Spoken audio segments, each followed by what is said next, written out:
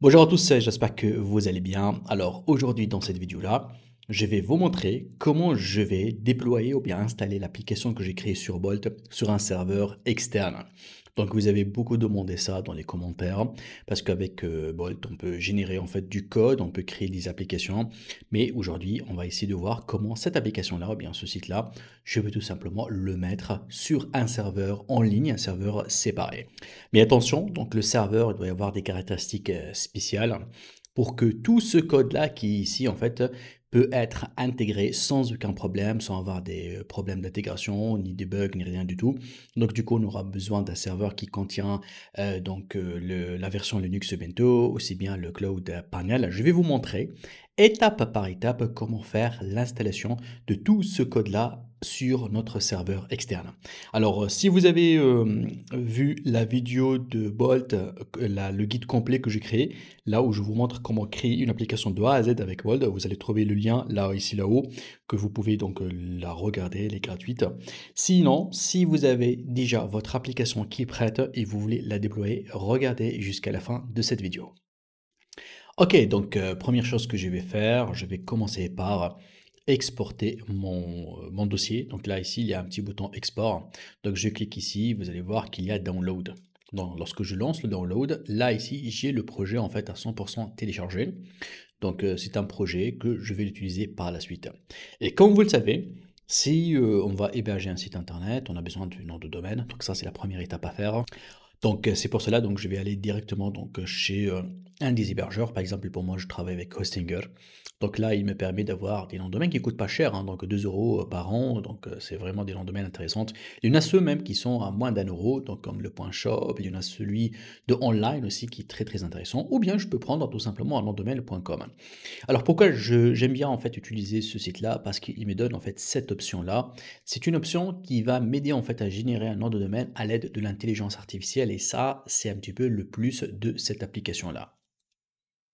Si je reviens par exemple à mon projet, il s'appelle Homework Experience. Donc je copie ça, je reviens ici, je lui donne juste voilà quelques mots-clés en fait, je clique sur générer. Et ce qui va se passer en fait, il va essayer de comprendre le contexte. Je peux même écrire ici hein, un petit peu l'expérience. Et à partir de là, il va essayer de me faire des propositions au niveau de notre domaine. Je peux mettre ici voilà par exemple des expériences comme par exemple aide à la réalisation des on va mettre tout simplement homework. OK. Des homework. On va corriger homework.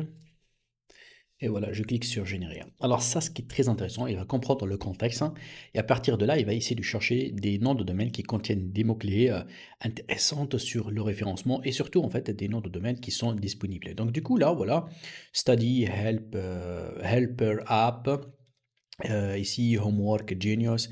En tout cas, il va vous donner énormément dans notre domaine et vous allez trouver voilà, donc des noms de domaine qui sont avec des prix intéressants.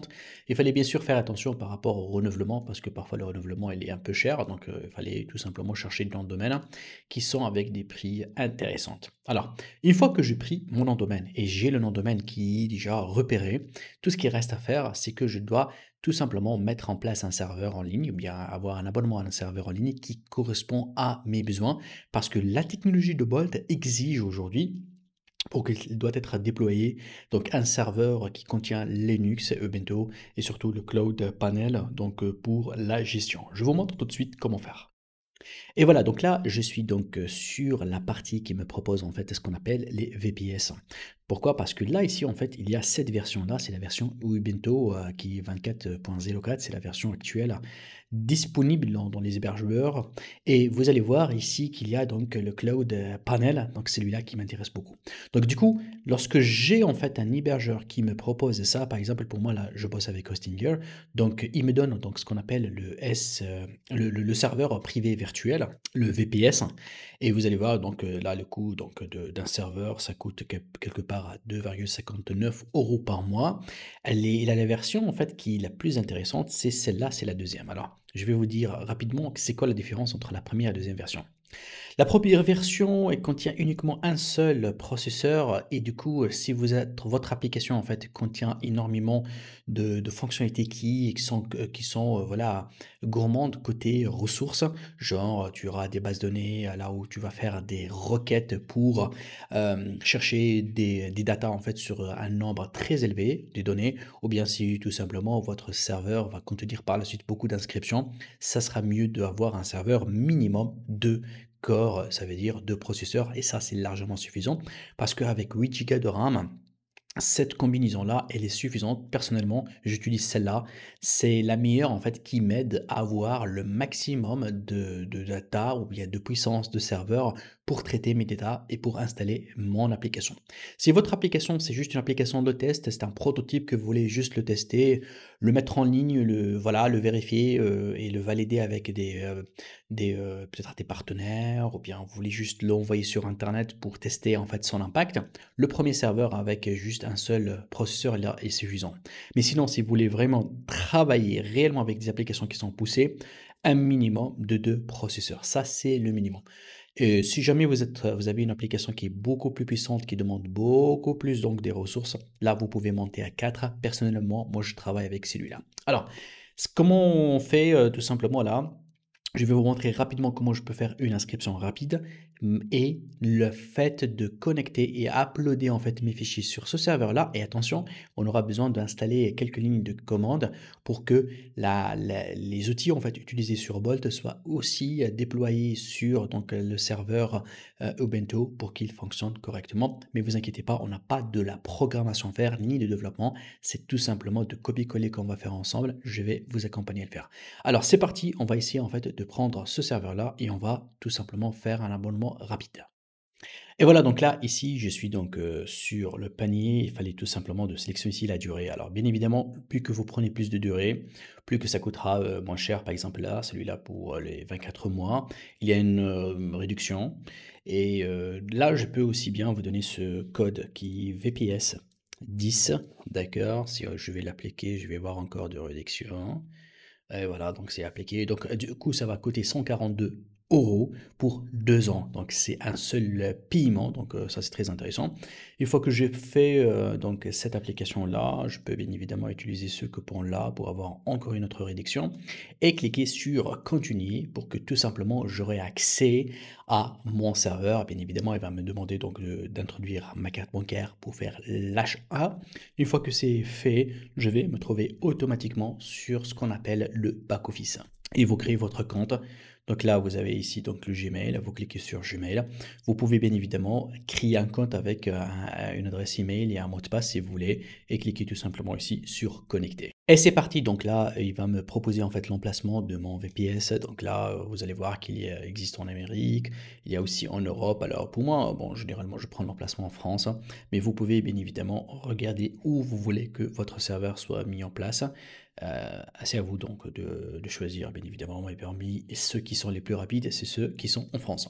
Donc là, je sélectionne donc ce serveur-là et vous allez voir que là ici en fait, il va me proposer en fait quel est le système d'exploitation que vous voulez donc le mettre. Bien qu'on a dit qu'on a besoin donc du Ubuntu, mais il ne faut pas cliquer ici. Vous allez cliquer ici sur système d'exploitation avec panel parce qu'on n'aura pas besoin juste de système d'exploitation. On a besoin de panel. Alors le panel, c'est tout simplement le dashboard, c'est-à-dire le gestionnaire, le tableau de bord qui va me permettre à gérer facilement mes datas, mes fichiers, mes bases de données. Donc du coup, vous allez sélectionner ça et système d'exploitation avec panel. Donc attention, parce que si vous prenez le système d'exploitation tout seul, vous aurez besoin de coder, voilà, d'installer en fait le panel. Et pour éviter tout ça, on le prend ici directement vu que c'est gratuit. Donc là, vous allez sélectionner Cloud Panel.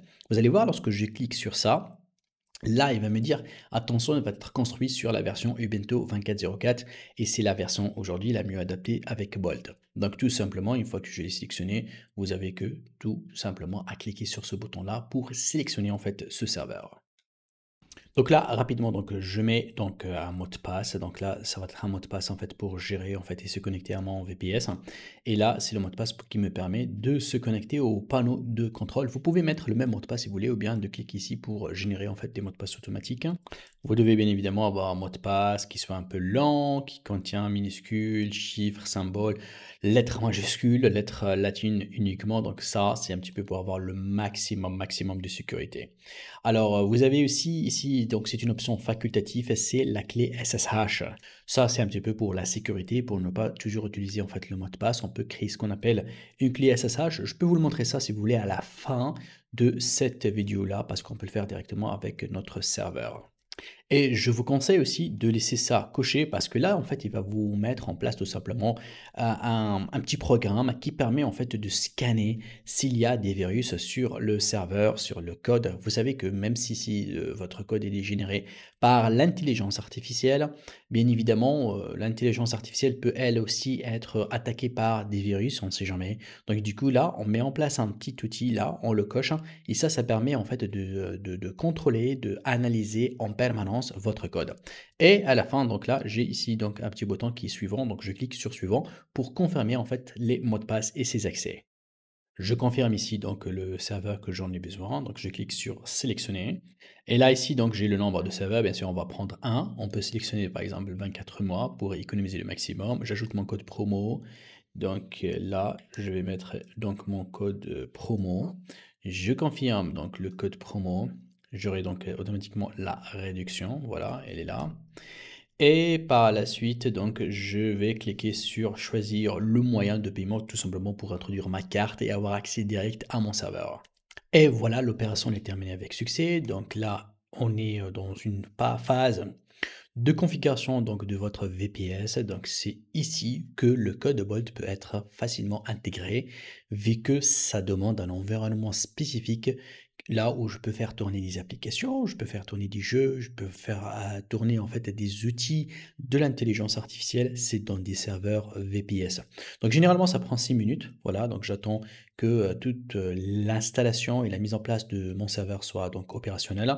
Vous avez bien évidemment, hein, pour ceux qui veulent aller un peu plus loin, à apprendre ces serveurs-là et comprendre un petit peu comment ça tourne et comment gérer en fait le Cloud cPanel, vous allez trouver ici des très belles documentations, voilà, pour après pointer les noms de domaine, voilà, utiliser des serveurs et migrer d'un hébergement que si jamais vous avez déjà un hébergement, en fait, vous pouvez tout simplement donc faire la migration de votre ancien hébergement sur l'hébergement VPS, parce que VPS, je peux mettre dedans les sites internet classiques, comme le e-commerce, comme le WordPress et tout, et aussi bien les applications en fait qui utilisent des processeurs puissantes qui font des traitements de data et d'algorithmique en fait.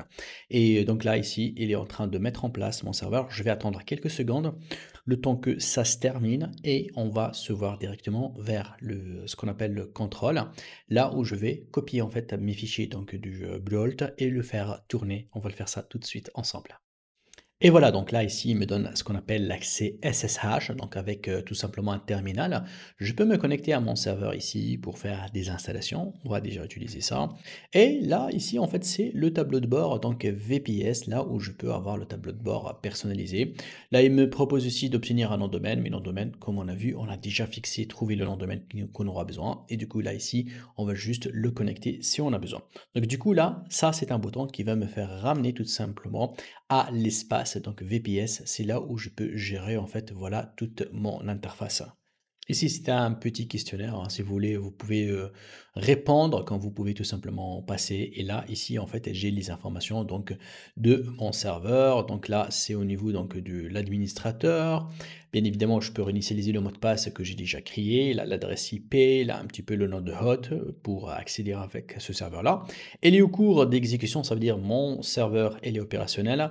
Et j'ai ici en fait la version Ubuntu 24.04 avec le Cloud Panel. Donc là maintenant, tout est prêt pour que je puisse tout simplement commencer à mettre en ligne et copier, coller mon code Bolt sur un serveur réel. Et voilà, donc c'est parti. Donc là maintenant, on va essayer d'accéder en fait dans notre panneau. Alors pour Travailler le site, en fait, au début, je ne vais pas mettre un nom de domaine final. Je vais tout simplement utiliser ce nom de domaine-là temporairement pour accéder à mon site et après, je vais confirmer l'achat de mon nom de domaine pour l'utiliser. Après, je peux tout simplement cliquer ici pour modifier hein, donc le nom de hôte avec un nom de domaine final. Alors, pour commencer, je vais copier ça. Donc, pensez à copier ça et on va cliquer ici pour accéder donc au panneau. Donc, lorsque je clique là, il va me proposer en fait de mettre un login et mot de passe. Alors, le login par défaut, c'est en fait c'est celui-là hein, donc qui est là, c'est admin. Donc je copie ça. Donc je copie l'admin, voilà, c'est là. Alors et le mot de passe en fait, rappelez-vous lorsqu'on a créé en fait, on a fait la création de mot de passe lorsqu'on a voulu acheter ce VPS. Vous pouvez bien sûr réinitialiser le mot de passe si vous avez oublié, mais sinon vous allez venir ici. Donc là je vais copier en fait mon mot de passe. Et c'est parti, là, il va me faire accéder en fait à la plateforme.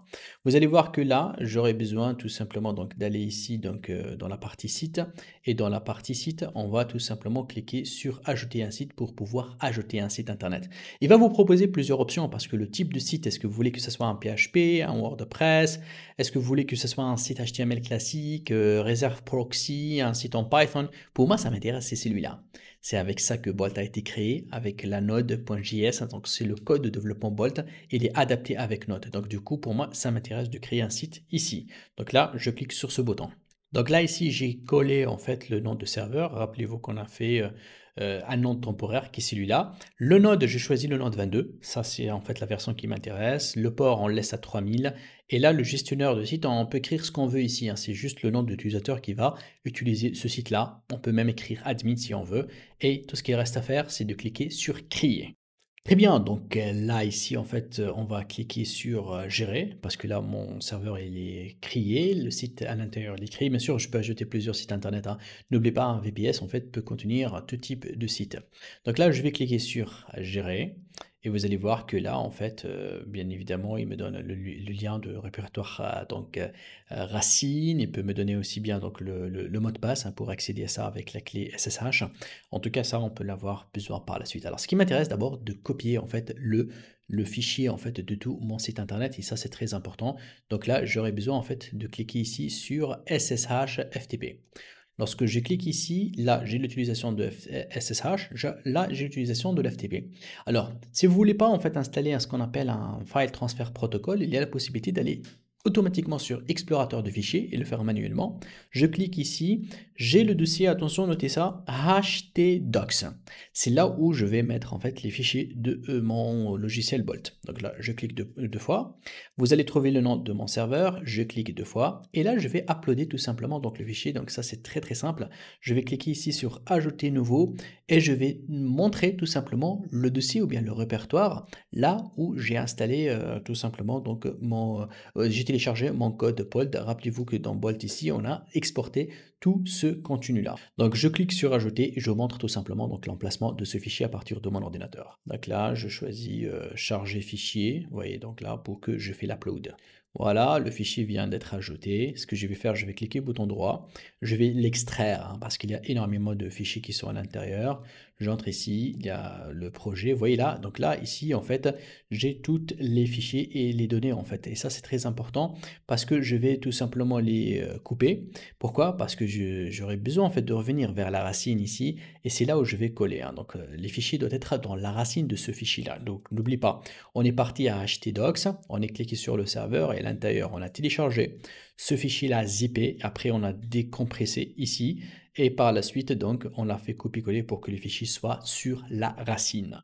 Très bien, donc là, ici, on est dans la dernière partie. C'est là pour faire l'installation, en fait, de quelques outils qui sont importants pour que le serveur fonctionne et tourne avec le code de Bolt.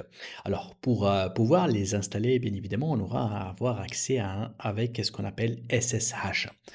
SSH, en fait, c'est un accès qui est basé sur le terminal qui nous permet en fait d'installer, on va dire, des fonctions, des applications, des serveurs, des fonctionnalités à partir du terminal. Alors du coup là, on va cliquer ici et vous allez voir que là, on va trouver en fait plusieurs informations importantes. Parmi les informations importantes, là, il nous dit voilà l'adresse IP de SSH, le nom d'utilisateur. Alors le mot de passe, bien sûr, c'est le même mot de passe que vous avez utilisé lorsque vous avez installé votre VPS. Ok, ça reste toujours le même. Vous pouvez bien sûr changer le mot de passe si vous avez oublié.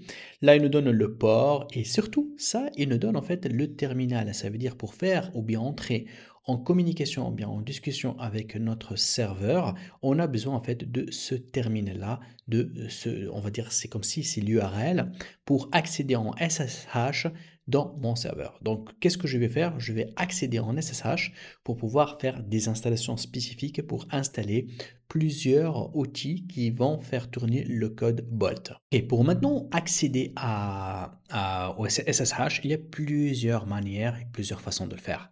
Et ça change si vous utilisez Linux, ou bien Windows, ou bien Mac. Par exemple, pour moi, j'utilise un Mac. Donc, si j'utilise un Mac, j'aurais besoin tout simplement de lancer quelque chose qu'on appelle le terminal. La même chose sur Windows, vous avez aussi la possibilité donc de lancer le terminal. Et je vais vous montrer ici un petit document qui est très intéressant. Je vais vous laisser en fait le lien dans la description de cette vidéo-là. C'est comment se connecter avec le SSH. Il y a toutes les étapes ici. Vraiment, ils sont très bien expliqués. Je vais augmenter juste ici un peu la taille.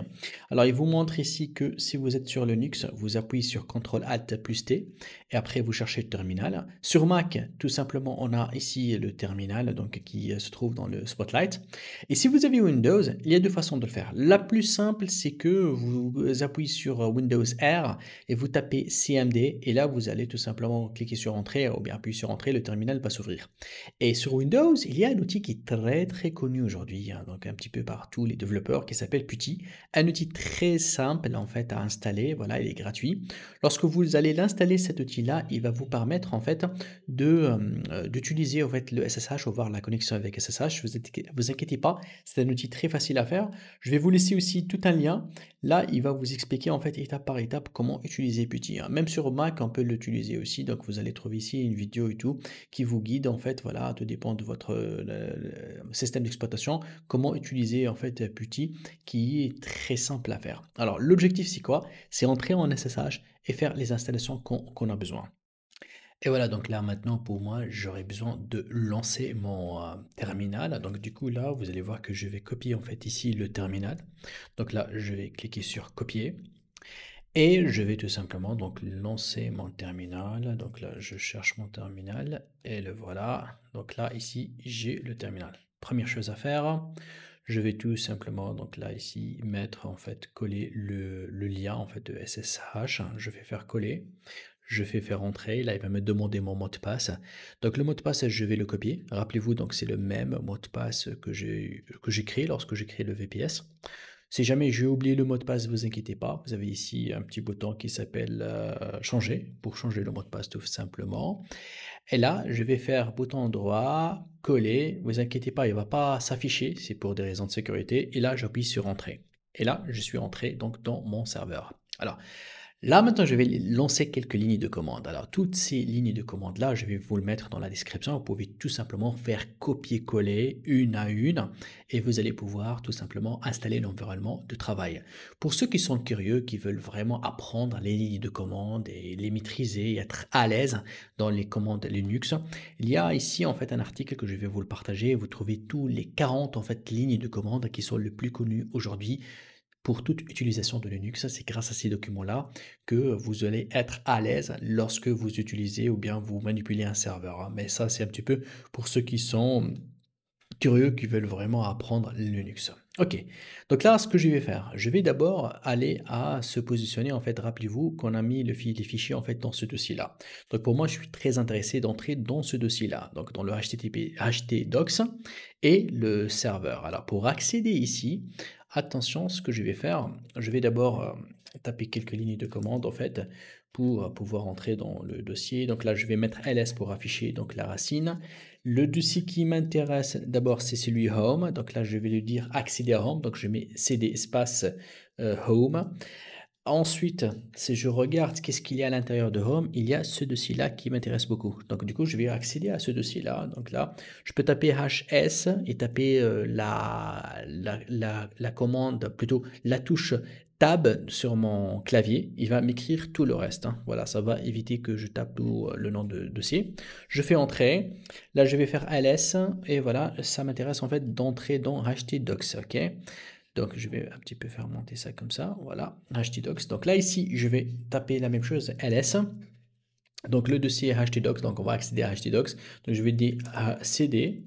Le cd, ça me permet d'entrer dans le dossier, hein. Donc, je pense que vous avez compris ça. htdocs et ls une autre fois.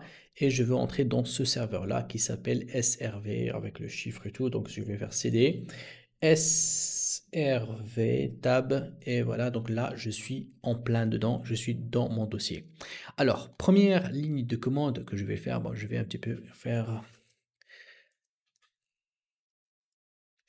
juste nettoyer ça pour que ça soit un peu propre à lire. Voilà. Première ligne de commande, je vais faire installer le npm install. Donc, c'est ce qui m'intéresse. Donc là, c'est la commande npm, c'est l'environnement npm. D'ailleurs, lorsque je tape npm, vous allez voir qu'il va me donner un petit peu les commandes que je peux lancer sur npm. Donc, je peux faire l'installation, je peux faire le test, run pour l'exécuter. Donc là, c'est un petit peu les lignes de commande de base. Donc là, j'aurai besoin donc de faire donc la ligne de commande npm.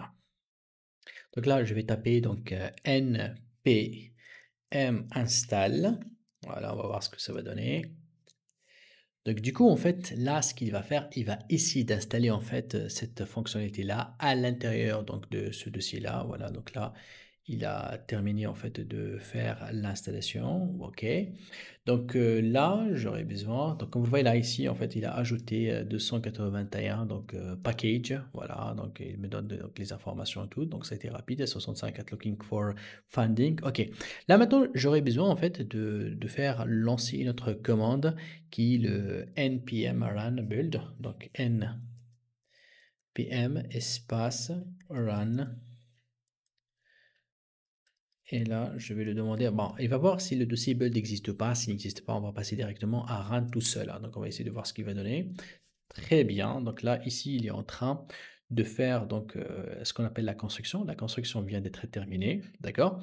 Donc là, on va juste nettoyer un petit peu. Et là, on va tout simplement lancer le npm run tout seul. Voilà. Là maintenant, donc l'environnement npm, il est active. Donc, il est en mode donc, construction et maintenant, il est en mode d'exécution. Ce qu'il reste à faire, en fait, là, je vais aussi bien donc faire quelques installations pour faire lancer le serveur en permanent. Donc là, on va faire un petit copier-coller. En tout cas, toutes ces commandes-là, je vais vous les laisser en fait dans la description. Vous pouvez les suivre étape par étape. Donc là, pour lancer en fait le serveur. Et on va ici aussi bien pour laisser le serveur toujours en permanence ouvert. Donc là, je lance encore une autre commande. Et voilà, donc la construction elle est bien faite. Je termine avec l'installation de l'environnement WhitePress, hein, donc lui aussi, donc il est utilisé sur Bolt. Donc là, je vais copier ça. On va un petit peu nettoyer. Et là, on va faire donc coller. Et hop. Voilà, donc on a fait l'installation. Je fais PM de save. En tout cas, toutes ces lignes-là, en fait, je vais vous les laisser en fait dans les descriptions. Vous allez faire que juste de copier-coller. Ça doit aller comme ça, donc vous n'avez pas besoin. Si vous attention, donc les erreurs en fait qui sont faites par les débutants qui sont pas dans le bon dossier, hein, parce que c'est très important en fait d'aller dans ce dossier-là. Si vous n'êtes pas dans le bon dossier, qui est celui-là, hein, donc votre dossier, bien sûr pour vous, vous allez avoir un autre nom ici, hein. Tout dépend du serveur. Bien évidemment, ça va pas marcher, hein. Donc il fallait vraiment être ici. Si vous êtes juste sur htdocs, ça va pas marcher. Si vous êtes juste ici, ça va pas marcher. Il fallait vraiment être là. Alors je termine avec la dernière commande. Et voilà, donc là, ici, je viens donc d'avoir un système qui est installé à 100%. Donc, tous les datas, en fait, ils sont clean maintenant, ils sont en ligne. Très bien, donc là maintenant on a besoin en fait d'aller ici sur le site et on a besoin de cliquer sur gérer et aller à ce qu'on appelle le SSL. Alors le SSL en fait il va permettre à ajouter à notre site internet le HTTPS parce que actuellement on n'a pas le HTTPS sur le site lorsqu'on fait l'installation de VPS. Donc je clique ici et vous allez voir que normalement vous allez avoir uniquement cette ligne là. OK. Donc, pour créer cette deuxième ligne-là qui va permettre d'avoir le cryptage HTTPS, hein, vous devez cliquer ici sur Action et vous allez voir qu'il y a ici une option qui s'appelle Nouveau certificat Let's Encrypt. Donc, il suffit tout simplement de cliquer sur cette option-là et vous allez voir après donc l'apparition de cette deuxième ligne. Ça va permettre d'avoir un site internet en fait accessible avec le HTTPS.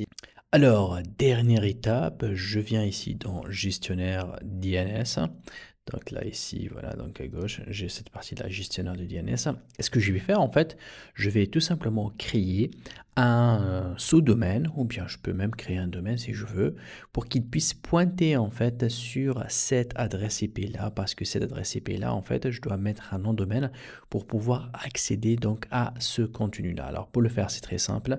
Je viens ici dans gestionnaire de domaine, et vous allez voir que là, bien évidemment, je peux ajouter donc un nom de domaine, tout simplement le faire connecter, comme il y a la possibilité de créer un sous-domaine. Par exemple, pour moi, si je ne veux pas connecter ou bien acheter tout de suite un nom de domaine, je peux tout simplement connecter un sous-domaine et le paramétrer ici directement à cette adresse IP là. Donc attention, l'adresse IP qu'il faut la copier, c'est celle-là. Donc ça, c'est l'adresse IP que je vais la pointer avec mon sous-domaine. Alors pour cela, donc je vais revenir dans le menu principal, je vais aller dans les noms de domaine. Par exemple là j'ai un nom de domaine, donc pour tester. Donc sur ce nom de domaine là, je vais ici en fait de créer un sous-domaine rapidement vu que le nom de domaine existe déjà. Et là, je vais cliquer sur les DNS serveurs de nom de domaine. Et là, en fait, je vais ici d'ajouter en fait deux enregistrements que je vais l'appeler test. Donc, je vais faire un test point formation marque blanche ou bien formationblanche.com. Donc là, ici, je vais tout simplement mettre l'adresse IP là où je veux pointer. Là, je vais mettre test et je vais mettre ça en tant que type A. Et par la suite, j'appuie sur ajouter. Donc, si je descends ici un petit peu. Voilà, je trouve que donc ça vient d'être ajouté ici. Donc là, le test au niveau de A. Bien sûr, je l'ai fait deux fois pour que ce soit une fois avec 3 fois W et une fois sans les 3 fois W. Donc là, ici, j'ai l'adresse IP en fait qui est pointue par rapport à ce domaine-là. Alors à ce moment-là, donc c'est très très simple. Il suffit juste de taper test.formation blanche.com. Donc là, on va copier ça. On va aussi ouvrir une nouvelle fenêtre et on va mettre tout simplement test.formation et je vais faire entrer et voilà, donc là j'ai tout simplement donc l'accès donc à mon site qui est opérationnel sans aucun souci.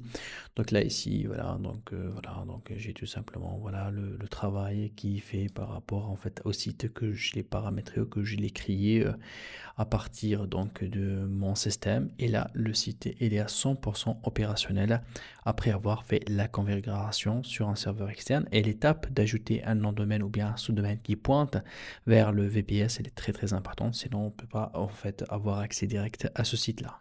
Alors, il faut savoir qu'il y a une information très très importante que, bien évidemment, nous, on a testé en fait sur ce site internet-là.